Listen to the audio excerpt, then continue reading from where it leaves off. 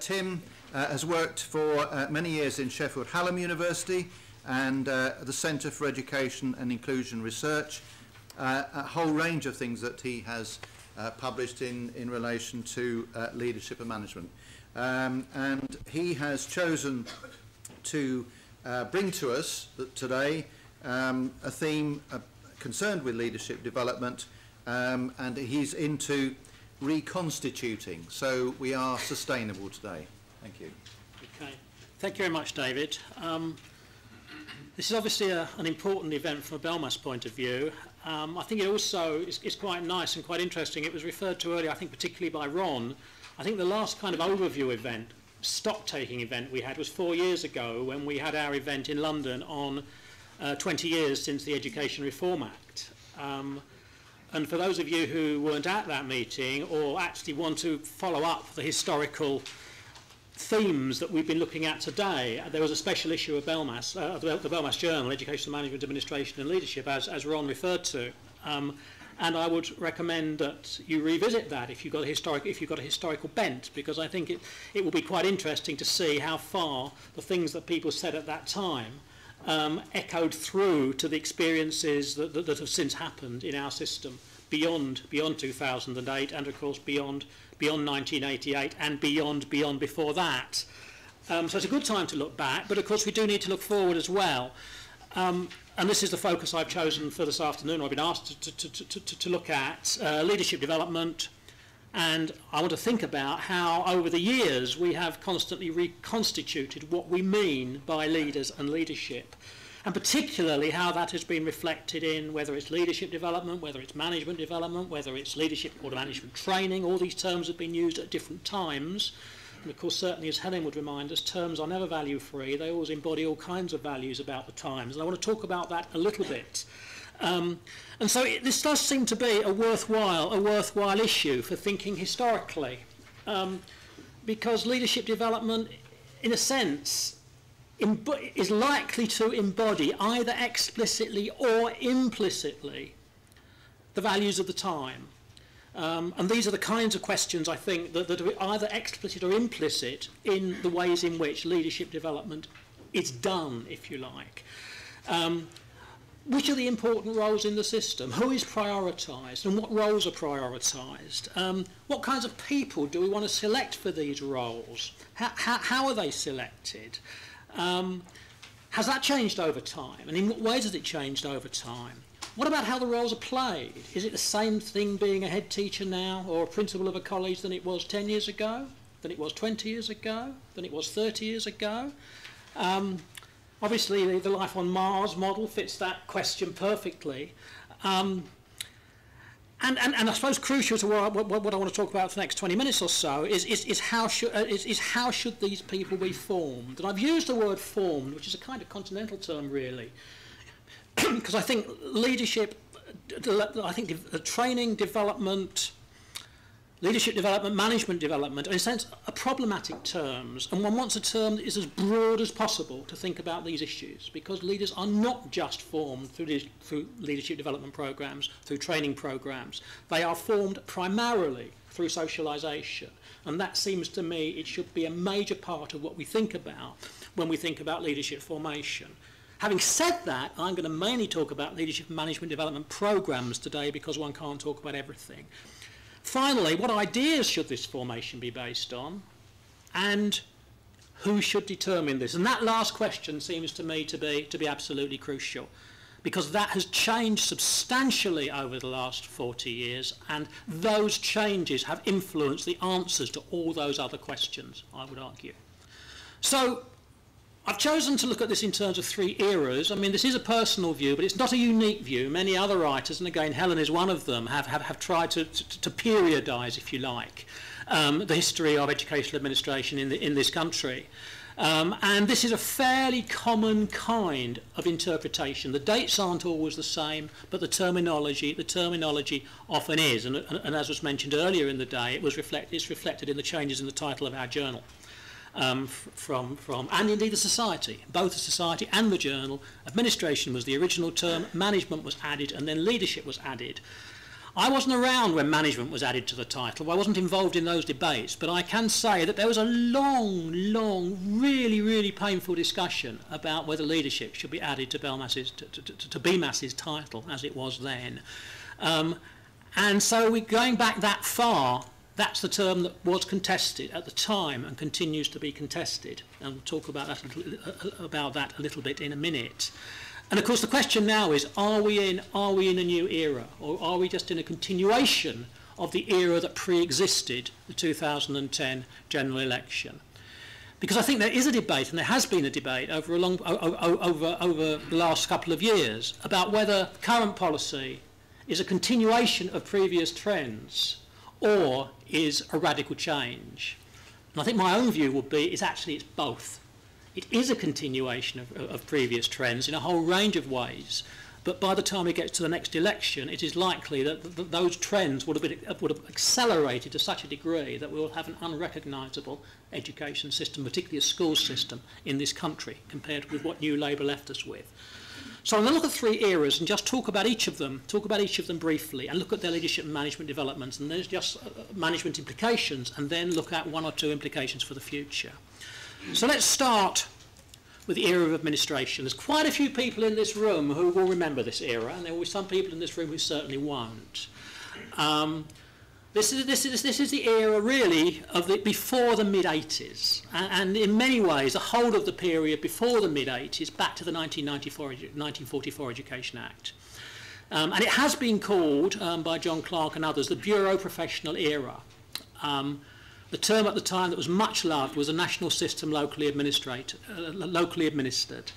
And my view about that era, which I do remember very well, is that the organisation of the system and its administration was based broadly on values of social justice and shared responsibility, and the idea of central government, local authorities and schools in partnership. There wasn't a sense of power differentiation between these groups. They each had their role in the system, and there was a good deal of collaboration and a good deal of support across these levels of the system. And that actually at the time was reflected in the membership of the society, which drew on people right across the spectrum, including people from the, as it was then, the DES and other ministries. And so what kind of people was it thought should operate, should run this system? And Ron Glatter, who we heard from this morning, talked about in 1979, he talked about the humble administrator. The role was a relatively low-key role, I think many people at that time would argue. And that administrative values should be subordinated very strongly to professional values. But I think one of the interesting things was that although I believe that's true, there actually were some very, very powerful individuals influencing the development of the system. That was the time of what I would call the charismatic education officer. People like Alec Clegg in the West Riding, people like Andrew Fairbairn in Leicestershire, established unique approaches to delivery of education for their own authorities based on deep philosophical principles which were well articulated. It was also the era, and obviously from that far back we're talking about sexist language, George Barron had the idea of the headmaster tradition. The head's role was very, very important even then, in those days. But as we came through that era, Meredith Hughes basically articulated for the first time the tension between whether a head teacher is a leading professional, which was essentially the essence of that era, or the chief executive. And that was articulated as a tension, and he created the idea of the professional as administrator. And that's how I would briefly try and articulate that world. And what were the leadership and management implications of that in terms of provision? Most of the provision was by local authorities and by universities. It was unstructured, it was uncoordinated, it was, as has been researched at the time, it was diverse, it was fragmented, it was relatively low-key. There was no central control, there was no expectation of central control. And it was a combination, and the underpinning ideas were a combination of practice-based knowledge, which primarily is what the LEAs did, and provision of courses deeply imbued in social science theory within the universities. And that was what we had at that time. But then, of course, things changed.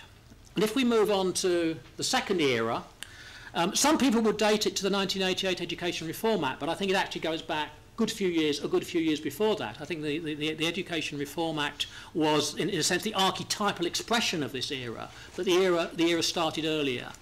And that was the era of the local management of schools. That was the point at which it was argued that schools should be the focusing organisations within the system. They should be the core organisations.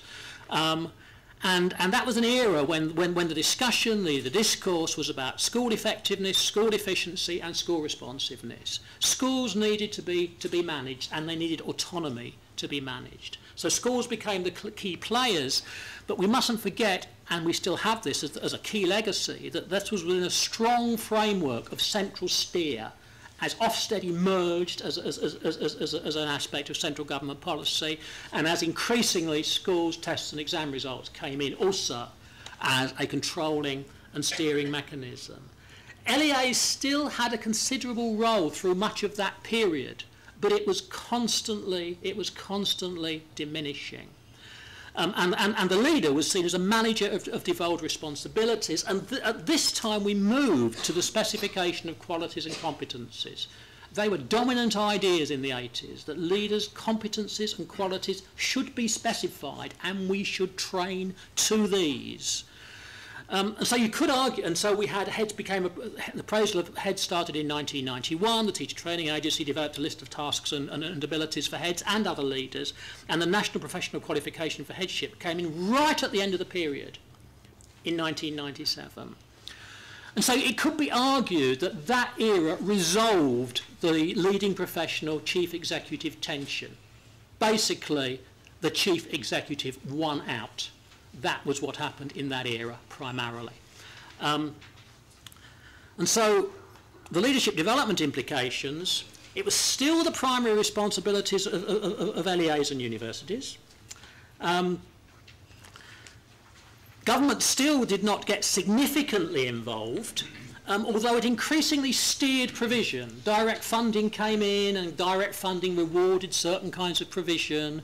And in addition to that, the demands of legislation, particularly the Education Reform Act, meant that people within schools, and indeed in colleges, wanted to undergo the kind of development and training that would enable them to respond to the demands of legislation. And that was a fundamental change. So although the government was not actively involved in provision, government policy was actually increasingly steering provision in particular directions, because it was creating a framework to which the professionals were responding. And that was very different from the previous era. And the other point of note, I think, is that social science theory within the universities was largely replaced by management theory. And a lot of the new courses, for example, and again Helen has made this point in a number of papers, the new courses that emerged, many of them were in what at that time were the polytechnics. And often the people teaching on these courses came from management schools, not from education schools or from humanities departments. And that, of course, was, most of us will remember that era, or remember certainly some of it in this room. And that's era 2. So we move on to the third era. Certainly from my point of view, I think, this is fairly clearly identifiable to the result of New Labour being elected in 1997. I think, from my point of view, I think the tone changed. And if we are to argue that as to why and how the tone changed, I mean, my own personal interpretation is that government became impatient with the speed of change that resulted from the things that had been implemented in the era of management. And they became increasingly impatient, and they wanted to push things on. And one of the major strategies for pushing things on was to change managers into leaders and to reconstitute managers as leaders and as agents of change. And the dominant values throughout the government documentation of New Labour is the concept of transformational change. And for New Labour, we mustn't forget this, also underpinned with concerns about equity. But the terms output and delivery were central to the new discourse. So that was, I would argue, that was a quite significant change, but within a system whose structure was not fundamentally changing. So there was reinforcement of previous trends, centralisation was still there, the central government's role in steering was still there, local authorities were further diminished in terms of their powers, and the focus on the school in some ways became even stronger because the key transformational leaders were seen to be head teachers. In a very different way, I think, from the ways in which they were conceived in the late 80s after the Education Reform Act, where they were seen as managers in charge of their own organisations. Very, very different concept. And the other thing I think is worth saying about that is that those changes, although they are the same trends, I think a significant difference post-1997 was the proactivity of central government, becoming much more active as a player than the Conservatives did in the 1980s and early 1990s, although working with the same structures. So we're talking about transformational leaders, very, very high stakes. Delivery is the thing. Failure to deliver means failure in your job, means potentially losing your job, and of course that has continued since. And another dimension of it was the fact everybody increasingly was expected to be a leader. The discourse of leadership increasingly moving down through the system. And I suppose the way I would encapsulate this, the view was management is not enough, what we need is leadership. And that had major implications for leadership and management development. Obviously 2000 is a seminal date in terms of thinking about the ways in which leadership and management development have been delivered in England. The National College was created. It produced an increasingly wide-ranging suite of centralised programmes, of which the NPQH was just one, albeit the masthead one in a sense, because it became a compulsory requirement for headship, which the new government has now changed again. And schools became increasingly important, I think I would argue, but clearly as subordinate players to an agenda that was established nationally. And that's something I think we do need to reflect on and think about in the light of where policy is going now. And the universities and the local authorities became increasingly marginalised. I think certainly my view would be that would be my view as a university person. I think most of my colleagues would agree with that in relation to leadership development. The National College increasingly came to dominate the leadership development scene because it was well resourced, very high profile, and increasingly produced an enormous amount of provision. But the emphasis was on organisation and personal accountability. So we've got three eras. Obviously, a continuity. I'm arguing a clear trend, but I am arguing for shifts, quite significant shifts between the eras, in terms of the way in which the needs of the system were conceived, and therefore the ways in which leadership and management development were conceived and indeed organised and delivered. So I just want to pose just one or two questions that emerge from that, and I realise that is my personal interpretation of history, others may disagree with it, but questions from me that emerge. The first one is one that I think chimes in very well with what Helen was. I wasn't realising Helen was going to say this, but it chimes in very well, I think, with what Helen was saying earlier. I think it's useful, and I have found it useful over the years, to distinguish between what I would call a functionalist and a constructivist perspective on leadership development. And so a functionalist perspective basically is the what works perspective. Identify what needs to be done, identify the best ways of doing it, and then train or develop the individuals and indeed the groups to do what needs to be done in order to deliver what needs to be, in order to achieve what needs to be achieved. I won't use the word deliver, achieve what needs to be achieved. But of course that raises a fundamental question. Functional for what? What is the vision of the educational system that underpins the provision of leadership and management development? And I think that has shifted over time. It's certainly shifted between the first era and the succeeding eras. I think it's my view that there's no doubt about that. But it has shifted in a number of ways. I mean, the one that's most obviously commented on frequently is the increasing focus on the relationship between the education and the economy. But there are a number of other issues as well. And the second one, I think, that relates to the eras is what should be the priority focus of leadership and management development.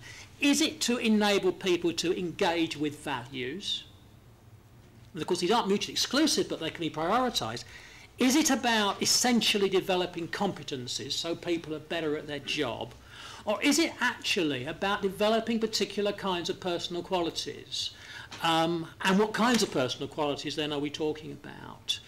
And I'm going to crudely argue, and it is crude, but I think it raises the question for discussion, that each of those eras are dominated by one of those words. That the first era was dominated about values, and the questions were about what are we here for, what is education about, what should the underlying philosophical questions be.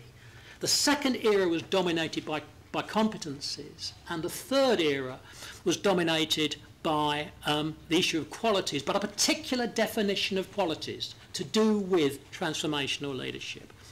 And the other perspective is to ask the question, what makes sense? To take a constructivist perspective, what about thinking about the individual, the human side, what Peter referred to? Is the participant in programmes to be an object of somebody else's conception of what good leadership is, or are they genuinely going to be subjects? And if they are genuinely going to be subjects, how do we enable them to be subjects? And there are a variety of perspectives, clearly, where we look at leadership development from. Do we take a school perspective? Do we take an individual perspective? Do we take a national perspective? And from this point of view, as I said right at the beginning, leader identity formation is absolutely critical, it seems to me. How leaders are socialised. Are we wanting to create humble administrators, efficient and effective managers, transformational leaders, or something else? What is an educational leader? What should an educational leader be?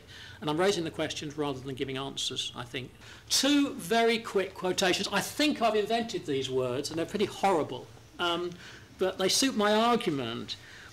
By extoriarity, I mean that the essential conception of leadership development derives from something outside the leader. That there are things that need to be done, and leadership development is to do with getting those things done and getting them done better. So this is very interesting. Ray Bolam in 1997, right at the gap between those two, the point at which those two periods intersected, the second and the third eras. And I won't read this all out, but it's the usual list of things that at that time school managers were expected to do, it was argued. But the interesting question is that last sentence. Hence, it is now possible, to an extent not too true 10 years ago, to achieve consensus about the main content areas of school management training. Now, whose consensus? How achieved? And the underlying assumption there that consensus is inevitably a good thing. And I think that's something, certainly from BELMAS' point of view, we should challenge. That actually consensuses are there to be challenged, and diverse views should be elaborated and should be discussed and contested. And a different, very, very different quotation from a very, very different person. This was some work that oh, I've forgotten his first name. Never mind, I've forgotten. Done work on, he's done a number of pieces of work looking at national college programmes. Very critical about LPSH as it was when he wrote about it in 2007. And again, you know, you can read it. The design of LPH would appear to legitimate an approach to leadership development that values the interior life of the head teacher, as long as this is exclusively oriented to a psychology of personal achievement and organisational effectiveness. Third era, absolutely. There appears to be little interest in other philosophical approaches to community leadership. For example, the quest for wisdom, the flair for originality, and authenticity, caring for the well-being of others. Now, you've got two very contrasting quotes there. They're in slightly different registers, so they don't contrast perfectly. But I think they illustrate what I would want to say about the kind of discourses that need to take place about leadership development. And so we move finally into a new era. This is the era we're in now. I haven't given it a name, but Helen, I think, came up with something, but I can't remember what it was, and I don't know if you remember now. I didn't write it down. But it's the era of independent schools. It's the era of the self-improving system. The traditional role of the LEAs is rapidly disappearing and is being designed to disappear, and so there's a challenge of what we do at the middle tier. Do we need a middle tier? All of these debates are going on, and system leadership is becoming the name of the game, leading beyond the institution. National and local leaders have been created, teaching schools are being created, and all of this is part of a self-improving system. So in relation to leadership development, my argument is we move from fragmentation to central steering, to central control largely through the National College, and where are we moving and where are we moving now, I think would be the question. Go back to those are the same assumptions, we have to test that question against these assumptions, and then finally, towards the future, just a few personal reflections. My view at the moment, I think, is that what is happening now is that organisational and personal location is becoming the central concern of leadership. Where is my school going to be located in this new system? Where am I going to be located? What career am I now going to have? Because there are all kinds of new opportunities opening up beyond the school. What are the implications of that for leadership development? And it seems to me in this world values are absolutely critical. The issues about collaboration and competition are now central. They always have been increasingly since 1988, but even more so now. And we're faced with fundamental questions about governance and ownership, which is going to be looked at the BELMAS conference in June. And should the discourse of leadership and management be more contested? And who is to control it? So I think I've probably run out of time, haven't I, David? Yes.